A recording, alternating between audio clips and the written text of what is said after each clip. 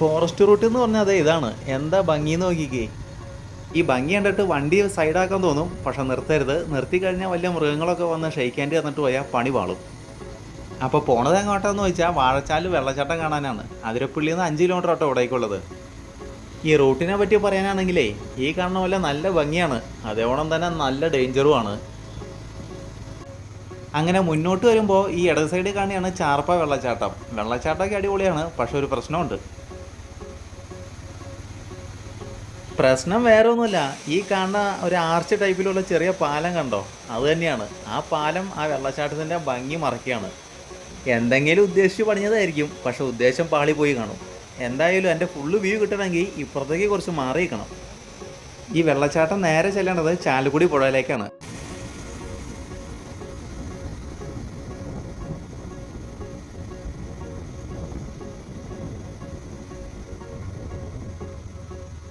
അങ്ങനെ മുന്നോട്ട് വന്നപ്പോഴാണ് ഇടത് സൈഡിൽ ഇത് വേറെ വെള്ളച്ചാട്ടം കണ്ടത്. ഇത് ചെറുതാണെങ്കിലും നല്ല ഭംഗിയുണ്ട് കാണാൻ.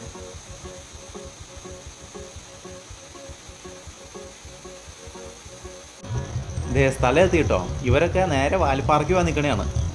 വണ്ടി അവിടെ സൈഡാക്കിയിട്ട് നേരെ അകത്തേക്ക് കയറി. ഒരാൾക്ക് 50 രൂപ കേട്ടോ ചാർജ് തന്നെ. പിന്നെ അതിരപ്പള്ളി കയറുമ്പോൾ അവിടെ നിന്ന് ഇവിടേക്കുള്ള പാസും കൂടി എടുക്കാൻ പറ്റും. പച്ചപ്പ് കൊണ്ട് പൊതിഞ്ഞ് നിൽക്കണ സ്ഥലമാട്ടോ അവിടെ. വെയിലൊക്കെ ഒന്ന് താഴത്തേക്ക് വന്നെങ്കിൽ ഇത്തിരി പാടുപെടും. ഈ അതിരപ്പള്ളി വാഴച്ചാൽ ഫോറസ്റ്റ് ഏരിയകളുണ്ടല്ലോ, ഈ സ്ഥലമൊക്കെ ജൈവ വൈവിധ്യത്തിന് പേര് കേട്ട സ്ഥലം കൂടിയാണ്. ഇവിടെ കുട്ടികൾക്ക് വേണ്ടി ചെറിയ പാർക്ക് ഉണ്ട് കേട്ടോ. അല്ലെങ്കിലും അവർക്ക് സമയം പോകാൻ ഇതൊക്കെ തന്നെ ധാരാളം.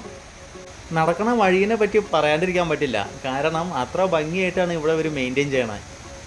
താഴത്തേക്ക് ഇറങ്ങി വരുമ്പോൾ വലത് സൈഡിൽ ഇരിക്കാനുള്ള സൗകര്യമൊക്കെ സെറ്റ് ചെയ്ത് വെച്ചിട്ടുണ്ട്. അതിൻ്റെ നേരെ ഓപ്പോസിറ്റ് കാണുന്ന ഒരു വ്യൂ ആട്ടോ അത്. എന്താ ഭംഗിന്ന് നോക്കിക്കേ. അതിരപ്പള്ളി വെള്ളച്ചാട്ടം പോലെയല്ല കേട്ടോ ഇവിടെ. ഇത് ഈ കാണുന്ന പോലെ പരന്നുള്ളൊരു വെള്ളച്ചാട്ടമാണ് വാഴച്ചാൽ.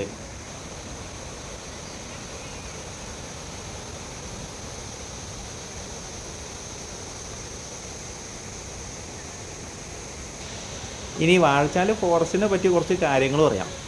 ഷോളയാർ പർവ്വതനിരകളുടെ അരികിലായിട്ടാണ് ഈ സ്ഥലം സ്ഥിതി ചെയ്യുന്നത്. ഈ കാടുകളിലുണ്ടല്ലോ ഏറ്റവും കൂടുതൽ കാണപ്പെടുന്ന ഗോത്രവിഭാഗമാണ് കാടർ. അവർ ഇവിടെയുള്ള സസ്യങ്ങളെയും മൃഗങ്ങളെയൊക്കെ അവരുടെ ഒരു കുടുംബം പോലെയാണ് കാണുന്നത്. പിന്നെ ഉണ്ടല്ലോ ഈ കാടുകളിൽ കുറേ പക്ഷികളെ കാണാൻ പറ്റും. അതുകൊണ്ട് തന്നെ പക്ഷി നിരീക്ഷകർക്കൊക്കെ ഏറ്റവും പ്രധാനപ്പെട്ട സ്ഥലം കൂടിയാണിത്. വംശനാശ ഭീഷണി നേരിടുന്ന 4 തരം വേഴാമ്പലുകളില്ലേ, അതിനൊക്കെ ഇന്ത്യയെ തന്നെ ഒരുമിച്ച് കാണാൻ പറ്റുന്ന ഏക സ്ഥലം കൂടിയാണ് അതിരപ്പള്ളി വാഴച്ചാൽ ഫോറസ്റ്റ്.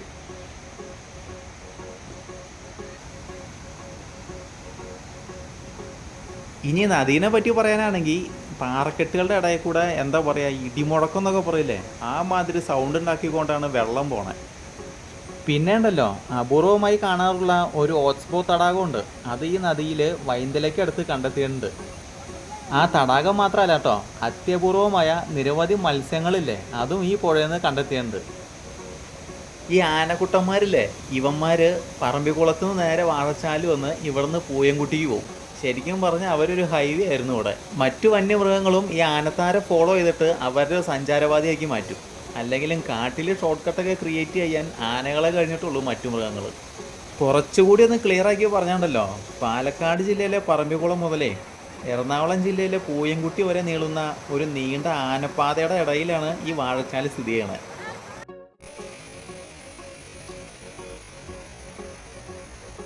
അങ്ങനെ വാഴച്ചാലിനെ പറ്റിയുള്ള സ്റ്റോറി ഫിനിഷായി. നമുക്കിനി അടുത്തൊരു ട്രാവൽ സ്റ്റോറിയിൽ കാണാം.